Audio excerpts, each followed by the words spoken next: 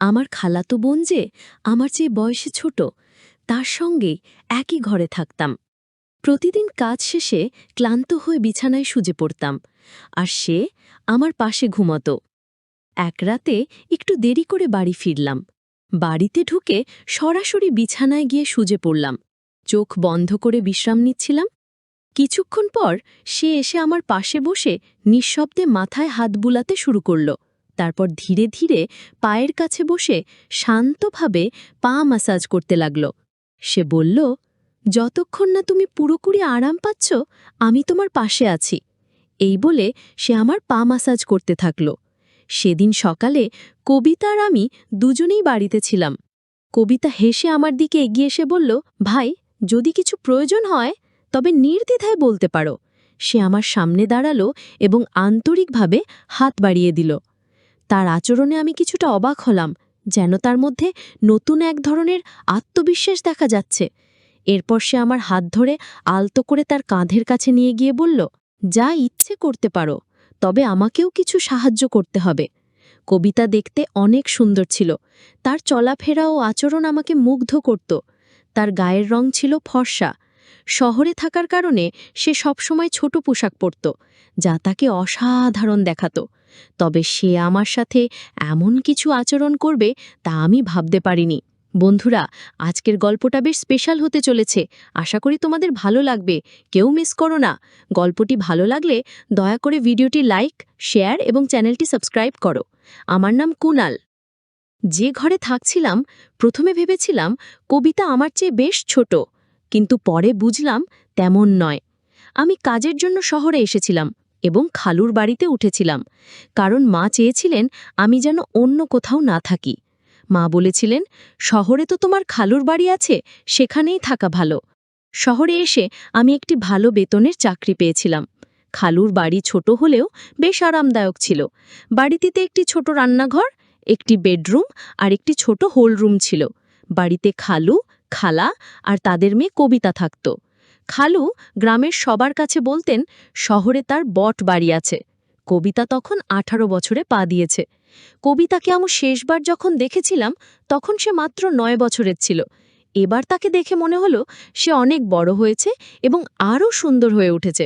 খালু আমাকে দেখে বেশ খুশি হয়েছিলেন, কারণ মা আগেই তাকে জানিয়ে রেখেছিলেন আমি কিছুদিন শহরে তাদের বাড়িতে থাকব। যদিও আমার ভালো বেতনের চাকরি ছিল, মা সবসময় বলতেন অন্য ছেলেদের সাথে থাকলে আমি হয়তো খারাপ হয়ে যাব। তাই মায়ের ইচ্ছাতেই খালুর বাড়িতে থাকার সিদ্ধান্ত নিয়েছিলাম। খালুর বাড়িতে কবিতার জন্য একটি ছোট্ট ঘর ছিল, যেখানে সে থাকত, আর খালু খালা নিজেদের হোল রুমে ঘুমোতেন। আমি খালুকে বলেছিলাম মাঝে মধ্যে কাজ করতে করতে দেরি হয়, তাই আলাদা ঘরের প্রয়োজন। খালু বললেন, আমি চাই তুমি যেন কবিতার ঘরেই থাকো। কবিতা তখন কিছুদিনের জন্য হলে চলে গিয়েছিল, আর আমি তার ঘরে থাকতাম। কয়েকদিন পর হলে কবিতার ঘুম ঠিকমতো হচ্ছিল না, তাই সে আবার ঘরে ফিরে এলো। এরপর থেকে আমরা একসঙ্গে ঘুমোতাম। কবিতা দেখতে সুন্দর এবং তার বয়সও বাড়ছে। সেই রাতগুলোতে কখনো ঘুমের মধ্যে ভুল করে আমার হাত তার দিকে চলে যেত, কিন্তু আমি দ্রুত নিজের হাত সরিয়ে নিতাম। এক রাতে অনুভব করলাম সে যেন আমার পাশে আরও কাছে এসে শুয়ে আছে। ভেবেছিলাম হয়তো কাকতালীয়, ঘটে না। তবে পরের রাতগুলোতেও এমন অনুভূতি হচ্ছিল। খালুর বাড়িতে থাকতে থাকতে 20 দিন পার হয়ে গেছে, আর এই সমাজে কবিতা আমার খুব কাছের মানুষ হয়ে উঠেছে। মাঝে মধ্যে আমরা অনেক রাত জেগে গল্প করতাম। কবিতা আমার বিষয় জানার জন্য বেশ আগ্রহী ছিল, যা আমাকে বারবার ভাবায়। খালা আমাদের কথা বলতে দেখলেও কিছু বলতেন না, কারণ তিনি আমাকে বিশ্বাস করতেন। এক রাতে আমি দেখলাম কবিতা তার ফোনে কিছু দেখছে। কৌতূহলবশত তার ফোনে উকি দিতে গেলাম, কিন্তু সে সঙ্গে সঙ্গে ফোন বন্ধ করে দিল। আমি মজা করে ফোনটি দিতে বললাম, কিন্তু সে না দেওয়ার জন্য অনুরোধ করল। কিছুক্ষণ পরে দেখি সে ঘুমিয়ে আছে। তার ফোনটি মাথার পাশে রাখা ছিল। আস্তে করে ফোনটি হাতে নেওয়ার চেষ্টা করলাম, তখন সে পাশে ফিরল আর আমার হাত তার গায়ে পড়ল। তার মুখে মৃদু হাসি দেখে বুঝলাম সে আসলে ঘুমায়নি। কিছুক্ষণ পর আমি চুপচাপ ঘুমিয়ে পড়লাম। এরপর কিছুদিন কেটে গেল এবং আমার মাসিক বেতনও এসে গেল। খালুর বাড়িকে নিজের বাড়ির মতো মনে করে কবিতার জন্য একটি নতুন পোশাক, খালুর জন্য ভরমাল পোশাক আর খালার জন্য একটি সুন্দর শাড়ি কিনে বাড়ি ফিরলাম। খালা খুব খুশি হলেন, আর কবিতা আগের চেয়ে অনেক খোলামেলা কথা বলতে শুরু করল। এক রাতে পানি খেতে উঠে দেখলাম কবিতা পাশে নেই, ঘরের দরজাটাও খোলা। বাইরে গিয়ে দেখি রাত তখন 2টা। কবিতা হলে পর্দা সরিয়ে কিছু দেখার চেষ্টা করছে। কৌতূহলবশত তার পেছনে দাঁড়িয়ে দেখার চেষ্টা করলাম সে কি দেখছে। তার পাশে দাঁড়ালাম, সামনের দৃশ্য দেখে তাকে আলতো করে পাশ ফিরিয়ে ঘরে নিয়ে এলাম। আমি বললাম, কবিতা, এটা ঠিক নয়, রাতের এই সময় এমনটা করা মোটেই সঠিক নয়। কবিতা আমার কথায় লজ্জা পেল এবং দ্রুত ক্ষমা চেয়ে বলল, ভাইজান, দয়া করে এই ব্যাপারটি নিয়ে কাউকে বলো না, আমি আর কক্ষপে এমন করব না। আমি কিছু বুঝতে পারছিলাম না। আসলে কবিতার ভুলটা হয়তো খুব বেশি ছিল না। খালু খালার মেয়েটা বড় হয়ে উঠেছে, তাদের এখন কিছুটা ব্যক্তিগত জায়গার প্রয়োজন। পরের দিন আমি খালুকে বললাম, খালু, এখন সময় এসেছে একটা বাড়ি কেনার কথা ভাবার। কবিতা বড় হচ্ছে, ওর নিজের একটা আলাদা ঘর দরকার। বাড়ি হলে সবার জন্য ভালো হবে। খালু হেসে বললেন, 3জন মানুষের জন্য বড় বাড়ির দরকার নেই, তুমি এসে চতুর্থ হয়েছ, কিন্তু আমাদের এখনো কোনো অসুবিধা হচ্ছে না, তাহলে বড় বাড়ির প্রয়োজন কেন? খালুর কথা শুনে আমার মুখটা একটু মলিন হয়ে গেল। ঠিক তখনই আমার ফোন বাজল। ফোনে মা ছিলেন। মা বললেন, তোমাকে একটি মেয়ের ছবি পাঠিয়েছি, দেখে বলো তো কেমন লাগছে। আমি মাকে জানালাম, মেয়েটি দেখতে বেশ ভালোই লেগেছে। এতে মা খুশি হয়ে জানালেন, 20 দিনের মধ্যে বিয়ের ব্যবস্থা করবেন। 20 দিন পর আমার বিয়ে হয়ে গেল। কিছুদিনের ছুটি কাটিয়ে আমি আবার কাজের জন্য শহরে ফিরছিলাম, তখন মা বললেন, তোমার স্ত্রীকে সঙ্গে নিয়ে যাও। এরপর আমি আমার স্ত্রী তানিয়াকে নিয়ে শহরে চলে এলাম। প্রথমে আমরা খালুর বাড়িতে উঠলাম। কবিতা তখন তার ঘর ছেড়ে বাবা মায়ের সঙ্গে হলঘরে ঘুমাতো, আর আমাদের ঘরটি আমাকে আর তানিয়ার জন্য ছেড়ে দিল। তানিয়াকে নিয়ে শহরে আসার 3য় দিন পার হচ্ছিল। এরপর হঠাৎ এক রাতে কিছু অপ্রত্যাশিত ঘটনা ঘটল। আমি যখন তানিয়ার পাশে ঘুমাচ্ছিলাম, হঠাৎ দেখি হলঘর থেকে কেউ উকি দিচ্ছে। তাকে দেখে আমি দ্রুত উঠে বসলাম। আমাকে উঠতে দেখে সে চুপচাপ সরে গেল।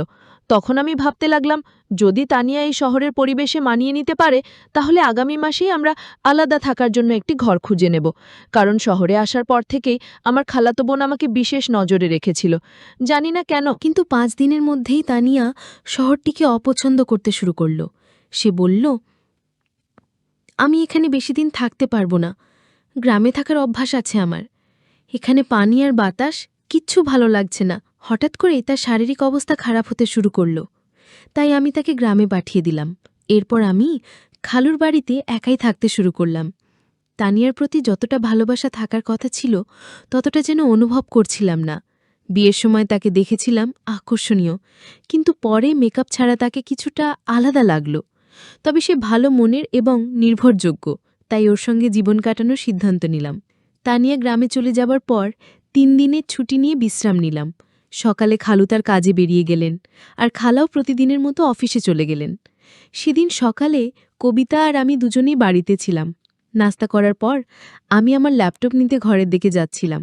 খোলা দরজার ফাঁক দিয়ে দেখলাম কবিতা নিজের পোশাক পরিবর্তন করছে। তার উজ্জ্বল গায়ের রং দেখে কিছুক্ষণের জন্য আমার দৃষ্টি আটকে গেল। ভাবলাম, কোথায় আমার শ্যামলা তানিয়া, আর কোথায় এই কবিতা? এতদিন কবিতা আমার আশেপাশেই ছিল, কিন্তু তাকে এভাবে দেখিনি। কিছুক্ষণ পর আমি যখন ঘর থেকে বের হলাম, তখনও তাকে দেখছিলাম, আর মনে হচ্ছিল সে সত্যিই অসাধারণ সুন্দর।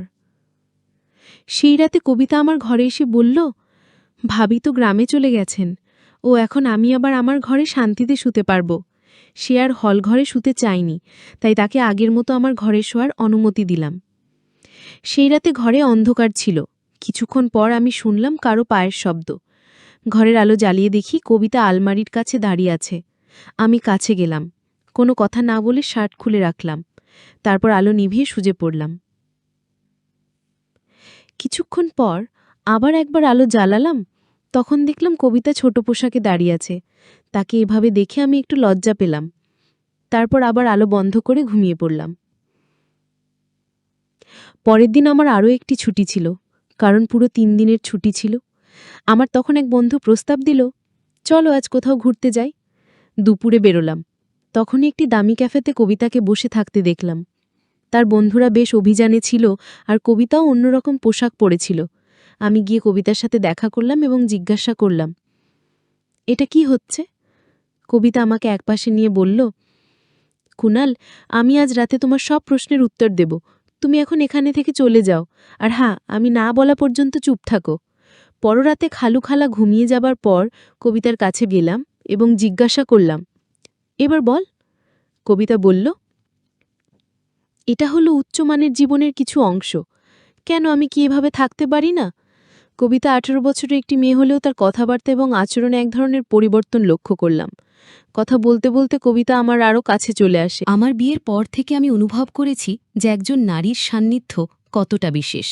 আর কবিতাকে কাছে পেয়ে আমি কিছুটা বিভ্রান্ত হয়ে পড়লাম। তবে নিজেকে সামলে নিয়ে আমি তাকে কিছুটা দূরে সরিয়ে দিলাম। সেদিন রাতে আমি তাকে দূরে রেখেই শুতে পড়লাম এবং সকালে ওঠার আগেই ঘর থেকে বেরিয়ে গেলাম।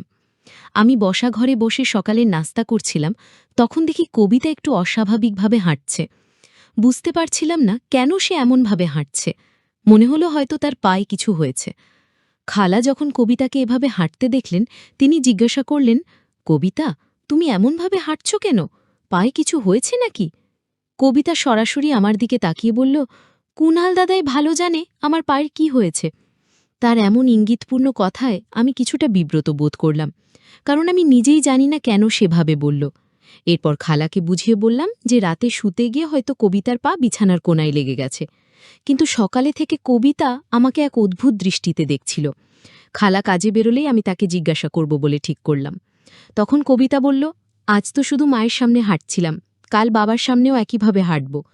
আমি আরও অনেক কিছু করতে পারি, যদি তুমি আমাকে আমার ইচ্ছে মতো কিছু না দাও। আমি বললাম, যখন তোমার আসলে এমন কিছু প্রয়োজন নেই, তখন কিভাবে তোমায় দিতে পারি? কবিতা আমার দিকে এগিয়ে এসে হেসে বলল, যা প্রয়োজন তা চাইলেই নিতে পারো। সে আমার সামনে দাঁড়িয়ে হাত বাড়িয়ে দিল। তার এমন আচরণে আমি অবাক হয়ে গেলাম। এরপর সে আমার হাত ধরে তার কাঁধের কাছে নিয়ে গেল এবং বলল, তোমার যার ইচ্ছে করতে পারো, তবে আমাকে কিছু সাহায্য করতে হবে। হঠাৎ মনে পড়ল, হয়তো গতরাতে কবিতা আমার কাছ থেকে কিছু আর্থিক সাহায্য চেয়েছিল, কিন্তু আমি তখন কিছু বলিনি। এখন তার কথায় মনে হলো সে আসলেই কিছু সহযোগিতা চাচ্ছে। আমি শান্তভাবে বললাম, এভাবে চাওয়াটা ঠিক নয়, কিন্তু সে আমার কথা শুনতে আগ্রহী বলে মনে হলো না। পুনরায় আমার দিকে হাত বাড়ালো কবিতা। সে বলল, এখন আমাদের মাঝে আর কেউ নেই, তুমি যা চাও নিতে পারো। তখনই দরজায় খালা এসে হাজির। খালা বললেন, কবিতা, এসব কি করছো? কবিতা বলল, আমি কি কিছু ভুল করছি? আমি ভালোভাবে বাঁচতে চাই, তাই যা প্রয়োজন সেটাই করছি। আপনি কি আপনার ম্যানেজারের সাথে এমন কিছু করেন না এবং তাতে টাকা নেন না? আমি সবই দেখেছি। আমিও চাই এই বাড়িতে নিজের উপার্জনের পথ খুঁজে নিতে, এতে ভুল কি? খালা কবিতার কথাই চিৎকার করে বললেন, তুমি একদম বোকা, বড়দের সাথে কিভাবে কথা বলতে হয় সেটুকুও জানো না? খালা কবিতার মুখ বন্ধ করার জন্য তার দিকে এগিয়ে যাচ্ছিলেন। তখন আমি তাকে থামালাম। খালাকে জিজ্ঞাসা করলাম, কবিতা যা বলছে সেটা কি সত্য? খালা মাথা নিচু করে চুপ রইলেন, কিছু বলতে পারলেন না। আমি বললাম, খালা, আপনি জানেন এসব দেখে কবিতা কতটা প্রভাবিত হয়েছে? আমি এই বাড়িতে আসার পর একবার নয়, একাধিকবার কবিতাকে আমার পকেট থেকে টাকা নিতে দেখেছি। আপনারা এমন আচরণ করলে কবিতাও আপনার কাছ থেকে তা শিখবে। এখন সময় এসেছে তাকে সঠিক পথ দেখানোর। খালা কবিতার দিকে তাকিয়ে বললেন, কবিতা, আমাকে ক্ষমা করো, আমি আজ থেকে চাকরি আর ম্যানেজারের সাথে সম্পর্ক ছেড়ে দেব। কবিতা বলল, মা, আমি ইচ্ছে করেই এসব করেছি, যাতে আপনি এই পথ ছেড়ে দেন। কুণাল দাদাভাইয়ের সামনে সব বলার কারণও ছিল। কবিতাও আমি মিলে খালাকে তার ভুলের কথা বোঝালাম। খালা আমাদের কথায় মেনে নিলেন এবং খালুর সাথে শহরের বর বাড়িতে থাকার সিদ্ধান্ত নিলেন। খালু ছোট বাড়িটি ছেড়ে বর বাড়িতে স্থানান্তরের কথা বলার পর খালা ও কবিতা দুজনেই খুশি হলেন এবং আমাকে ধন্যবাদ দিলেন। সেই দিন থেকেই খালুর নিজের অতিরিক্ত সাশ্রয়ী মনোভাব কমিয়ে আনলেন। এই গল্প থেকে শিক্ষা পাওয়া যায় যে পরিবারের মানুষদের খুশি রাখা, ভালোবাসা ও যত্ন দেওয়া প্রয়োজন।